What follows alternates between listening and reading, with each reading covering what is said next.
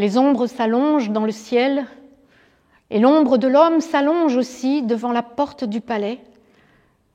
Il réclame qu'on lui ouvre, il veut entrer. Mais il n'est pas habillé comme un courtisan. Chez le roi Akab, on a l'habitude de beaux habits, de soirées, on a l'habitude des orgies, des fêtes. Et là, c'est un paysan qui se présente. Il a un habit de laine grossière, un bâton de marche,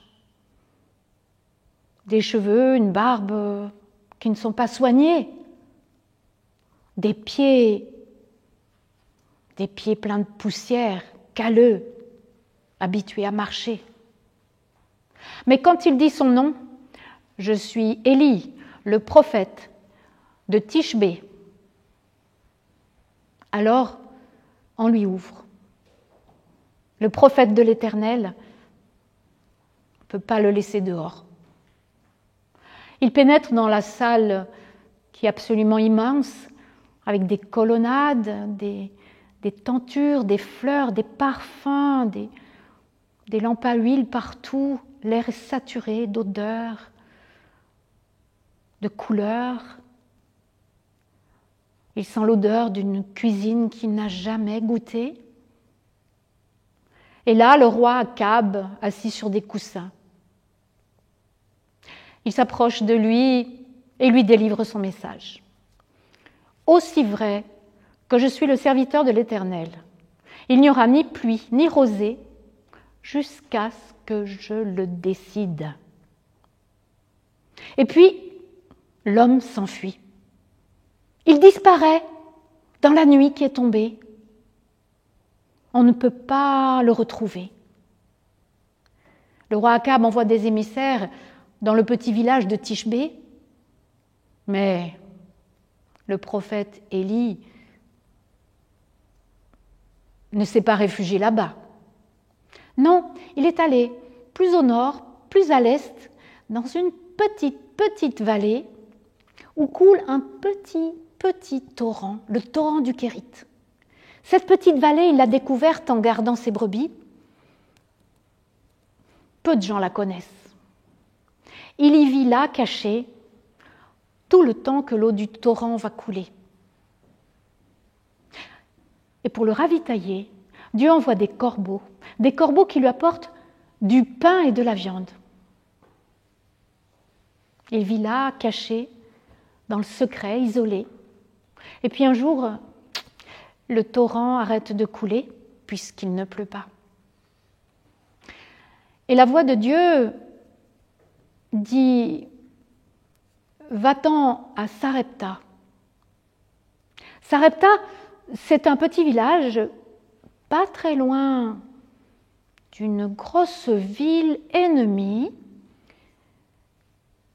dangereuse donc, et dangereuse à plus d'un titre parce que c'est une ville où l'on a le culte de Baal.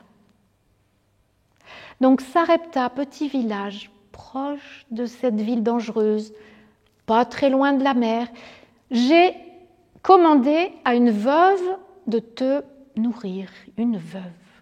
Mais une veuve, par définition, c'est une femme qui n'a pas de ressources. Pourtant, Élie obéit à la voix de Dieu. Il prend son bâton de marche, s'enveloppe dans un manteau pour qu'on ne le reconnaisse pas trop, se joint à des caravanes de marchands pour que le roi ne le repère pas. Et il arrive à Sarepta épuisé.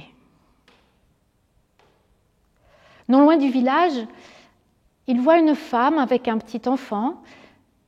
Elle ramasse du bois mort. D'une voix faible, Élie lui dit « S'il te plaît, à boire ».